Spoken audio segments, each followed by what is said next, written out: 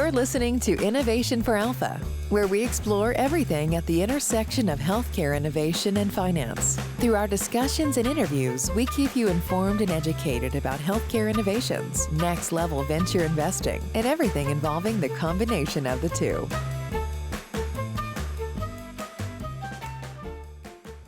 Welcome, everybody. This is Tobin Arthur, your host for Innovation for Alpha.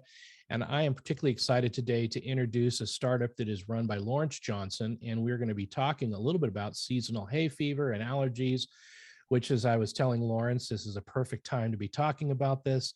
And so welcome, Lawrence. I'm really excited to get to know you a bit more and more about your company. So welcome.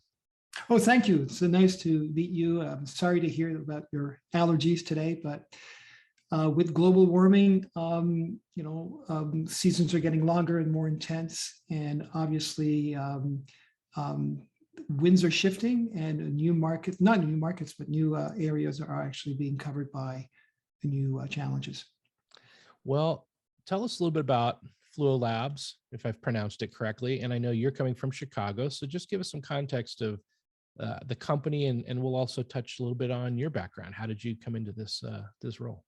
Sure. So what we're doing at Fluo is really to change how 50 million Americans are treating their allergies. And we're doing that by giving them a cool alternative to the over-the-counter drugs they consume, which are harmful and not getting the job done for 2/3 of consumers. So what we've done is that we're introducing a new category in nasal allergy care with a medical device that fits in your hand.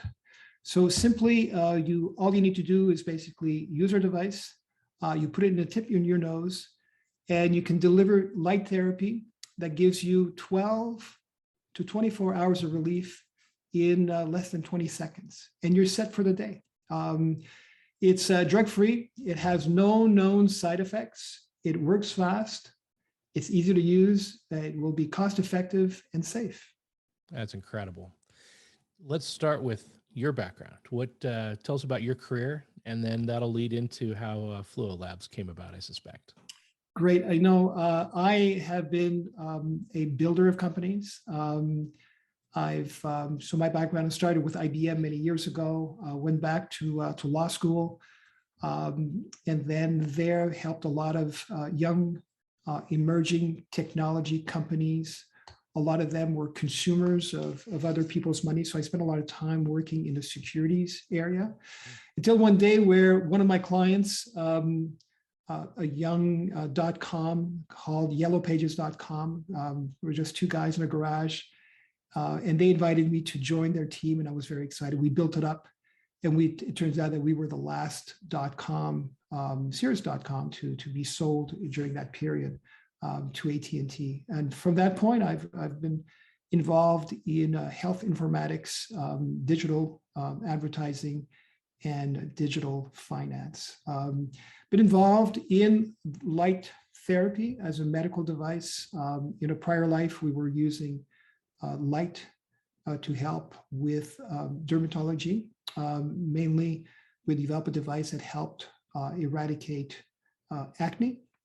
And we sold that company, and from there we basically used our knowledge and some of the technology to develop a platform that can help with addressing the symptoms of allergic rhinitis, seasonal allergies, hay fever. It's interesting. We have a syndicate investment we're opening up this next week in a company called Lightline Medical out of Salt Lake City, and coincidentally, they're using light to basically reduce infections in urologic products. So some commonality. So that's an interesting arc in terms of how you got into health tech and med tech. How specifically did you guys come across this particular application? What was the genesis of that? So a few years ago, maybe 10 years ago, people were kind of learning to harness the power of light. We're kind of shining light in every different parts of the body or orifice of the body. Some were much more diligent than others. We saw all kinds of applications around skin rejuvenation, skin blemishes, hair loss. But at that point, we were working in the dermatology space. But we came across some fundamental research that was produced out of Israel, where they had shown some ability to reduce or to arrest the allergic cascade in the context of seasonal allergies. And what we thought we could do is see how we could harvest or basically convert some of the technologies that we had to be able to deliver the type of therapeutic value, and also combine that with a pleasant and appropriate user experience. So we had basically the platform to do that. We were able to do some tests, both with individuals. We also carried out some in vitro studies where we're actually able to drill down and understand what the mechanism of action were. And we feel that we found the therapeutic window that basically helps a user find temporary relief from their seasonal allergies. Can you expand on that a little bit, just in terms of, so for the layperson that doesn't understand how, what's causing the allergies, what's going on in the nasal passage, what is it that you guys are addressing there? So essentially, if someone has been, exposed at one point to allergens, they become predisposed to this allergic cascade, this series of immune responses or over responses that are carried out in your body when your body recognizes certain types of allergens. And it is an over response. So what our product, and really typically what happens is that the allergens come in, they attach to certain cells, and these cells will release a number of proteins, and one being histamines. So the histamines come in and basically they create this inflammatory layer of protection inside the nose. So the body thinks that it's protecting you from these foreign intruders, but really the response is overbearing, and it results in inflammation, congestion, itchy nose, sneezing. And sneezing is really the fact that the inflammation was so robust that it's squeezing some of the nerves inside and close to your nose, and that's provoking the sneezing itself. And sometimes the histamines themselves will kind of move up through your nasal passageway and basically make it to your eyes. And when you basically feel that scratchy feeling, it's really histamines that are kind of sitting between your eyeball and your eyelids. So what we have seen is that and people typically will use a number of medications such as antihistamines that basically block the release of histamines after you consume that drug. What we have realized is that light, and it's well established that red light has healing properties. It is well established that light can help with a number of the conditions to bring out healing, and it's very efficient at reducing inflammation. And at the end of the day, allergies is inflammation in the nose. So essentially, there's like two tracks that really are happening at the same time. One is that the allergies are the release of histamines will be curtailed. So it kind of stops. It acts as a natural antihistamine per se. But it also, we identified a few proteins and inflammatory cells that respond immediately to light. So there's one called IL-10, interleukin 10, which is the adult in the room. And basically, as your immune system sends out a number of different messages, IL-10 comes in and basically calms everything down. And the calming basically will reduce the inflammation, reopens the passageways, limits the secretion, and also prevents you from sneezing, and basically relieves you from the symptoms generally. So your body is basically acting as that agent to curtail the allergies. That's a great overview. That's super helpful. And you indicated earlier that certain medications on the market actually have a damaging effect perhaps over time, taking those. Can you explain that a little bit? Like what kinds of things would a layperson be looking out for and what damage might they be doing? Well, what happens is that the go-to um, therapeutics on the market are antihistamines and corticosteroids. Turns out that those are harmful. They're not getting the job done for 2/3 of consumers. And as we also know, most consumers today are very conscious of the toxins, not the toxins, but the drugs or the chemicals that they're putting in their body. Um, and when you say that 2/3 of the people are not satisfied when they face an allergy season, when there's like intensity in this body, they will consume so many different things. They will overuse many of these antihistamines, these corticosteroids. They will try all kinds of nasal washes.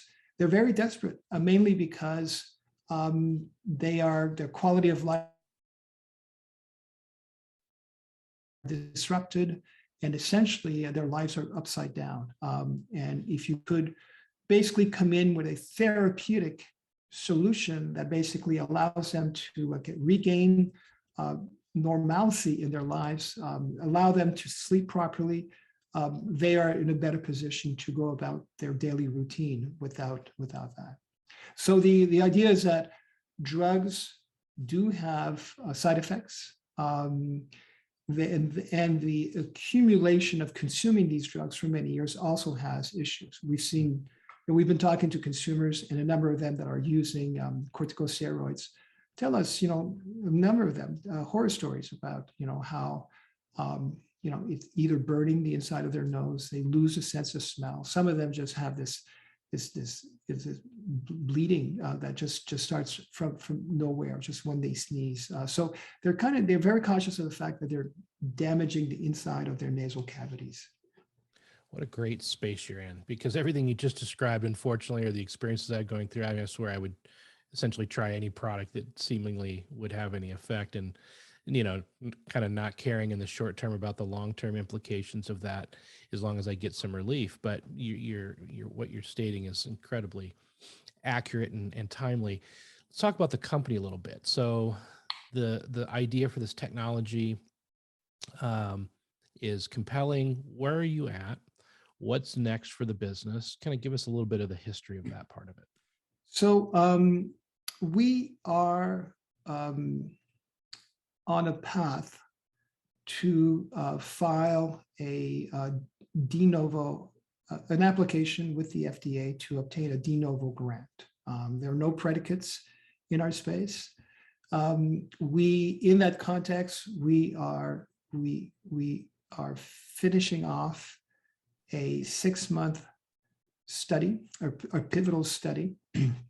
This is a double-blind, placebo run-in study involving over 218 patients. Patients are being asked to use the device and measure the impact on their symptoms. It is predicated on the gold standard in allergy studies, which is the total nasal symptom score. We have engaged with the FDA. We've had conversations with them and feedback. We're essentially following the prescriptions and the guidelines set out by the FDA for these type of studies, which have traditionally been run by pharma. We're looking to file this sometime this summer. We should be getting the results in late June, early July, which is in a month and a half. And so that's what we're doing. So the FDA, we don't expect real issues with the FDA. The FDA, as we know, is concerned by safety, the question of safety and efficacy. On the safety front, the light regimen that we use is very low. It is proven to be safe, and it's also proven to be efficient. So we're going through the process of doing the right thing. and obtaining these certifications from the FDA. We're also doing what is necessary to build up and file and to obtain our CE marks in Europe concurrent. With that, as you know, the regulations in Europe have been modified, and we'll be also filing with the agencies in Europe the information that will be generated from our study. That's terrific. And as you mentioned, you never can predict things completely, but it sounds like the safety part of this is going to be a no-brainer with the FDA. And in terms of the trial, you mentioned, I think it was 218 patients. Do you have a prototype product that you're using? And if so, what's the form factor of this? So the prototype, we've built a prototype, Okay. see it here. It's a handheld device. It contains a rechargeable battery, an on-off switch, a nozzle, two skin sensors, because we really just want the light to be delivered in the nose if the skin sensors are making contact with the nose itself. Okay. And you basically insert the device inside your nose, and you deliver the light for 12 seconds per nostril, and then you do the same thing on the other side, and you're set for the day. Wow. Simple. I love that. So once you get through the FDA process, what's next? Next will be obviously marketing and distribution. We need to select or identify certain markets that we want to go into. We have entered into a relationship with a global life science company. I'm not at liberty to disclose the name, but we are looking to confirm the proper distribution strategy with them. So we feel pretty excited that this life science company that has supported us through the study financially with a non-dilutive financing of the study, which is, they have carried out an extensive due diligence on the technology, the process, would be with a view to making a final assessment based on the results of our study, and laid a foundation for a distribution arrangement, a global distribution arrangement with us. That's fantastic. Now, will they be involved in manufacturing at all, or are you going to handle that elsewhere? They will be looking to us to take care of manufacturing. We're currently talking to a major, probably the top manufacturer in the world. We're very excited by that relationship also. We are obviously today with the supply chain challenges, we need to go and work with the player that has access to the components that we were looking for on the one hand. And we're also looking for a group that had an understanding of how to compose with, light technology and optics. Yep. And I think we found the right player for that. Excellent. And in terms of capital needs, maybe what's been raised to date, you mentioned already have some non-dilutive capital in the door. So to date, and then going forward, what's it look like? So we've raised 1.5 million to date to get to where we are now. We are in the process of raising another 1.5 million. That should bring us through the end of our study, funding. The application or use of funds for that round will go to finishing off the study, supporting the de novo submission and filing and our dealings with the FDA, and start the prep work for manufacturing. We believe that once we are in a position to collaborate with our life science partner, that other forms of financing will come in to support the execution of purchase orders and certain types of terms that we are expecting from a licensing arrangement with them. Makes sense. And in terms of intellectual property, have you guys filed patents? Do you have patents issued, or where do you stand there? We have a number of patents that have been issued that deal generally with the application of light to suppress seasonal allergies. Those have been issued and continued.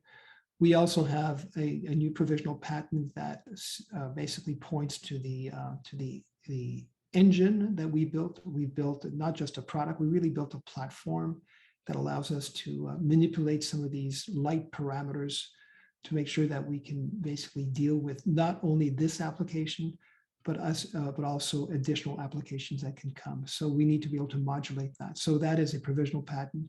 We are looking to file that under the International Patent Protection Treaty to give us and afford us international global not copyright, but patent protection in multiple markets around the world. You know, I failed to ask, with your distribution partner, do you anticipate distribution being, you know, directly to consumers, or is it going to be through providers by prescription, or what does that look like? This is going to be an over-the-counter product. It is going to be an over-the-counter product.